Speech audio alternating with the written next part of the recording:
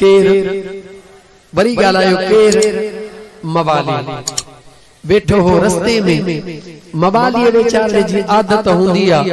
कारो डंडो बटरे घिंघरू बधल हथड़े में हुंदो ये हुंदो आ न डंडड़ो रखियो वेठो हो पर उन जी हिकड़ी तबियत हुंदी आ दाढ़ी वारे के दिसंदो ऐं नारो हणंदो हैदार अली अली बोल कटड़ू अली अली बोल पाणी जाने भी पियो चवंदो आ या न अदा चवंदो आ न ये बेचारो वेठो हो एडो को आयो पे खुश्क तबियत जो मौलाना केर खुश्क तबियत जो मौलाना इन बेचारे ने पंहिंजे तबियत जे मुताबिक ॾिसी करे हुन ला सभई ॾाढियारा हिक जहिड़ा आहिनि पर ॿुधाइण तो चाहियां सो चरिया सभई हिक जहिड़ा न आहिनि माण्हू सभ न सुहिणा पखी सभ न हंज कह कह माण्हू मंझ अचे भूई बहार जी याद रखी जद खुश्क उहे हूंदा थई जेके दरिया जे किनारे को परे हूंदा थई जेके सुहिणे अब्दुल कादिर जीलानी जा मुरीद हुंदा थे सजन साईं जा फकीर हुंदा थे अल्लाह जे कामिल वलियन जे हथ ते बैयत करण वारा हुंदा थे उहे खुश्क न हुंदा थे उहे तर हुंदा थे इश्क में उन बेचारे सादड़े मवाली खुश्क मुल्ला के दिसी करे हैदर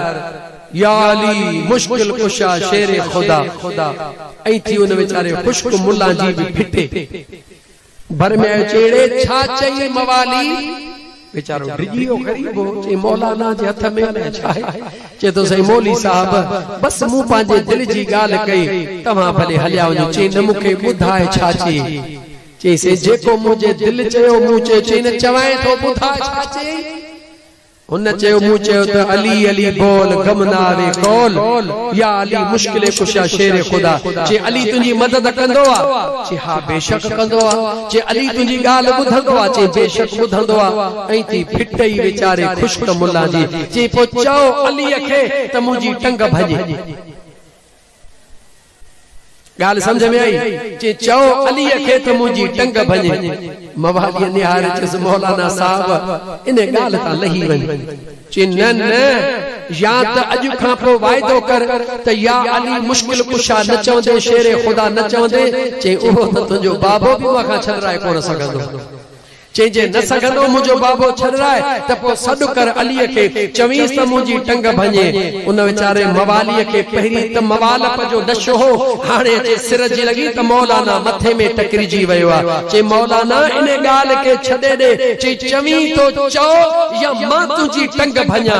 जेडी मल तुंजी टंग भञा त नशा त सभई टुटी विया निहारे चवे तो सुहिणा अली हाणे का अटकल दे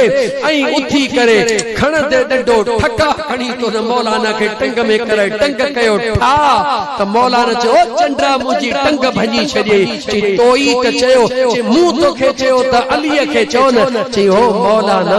ये नंढड़ा कम मालिक न सा नौकरन जे हवाले करे छडिया ये नंढड़ा कम मालिक न सा नौकरन जे हवाले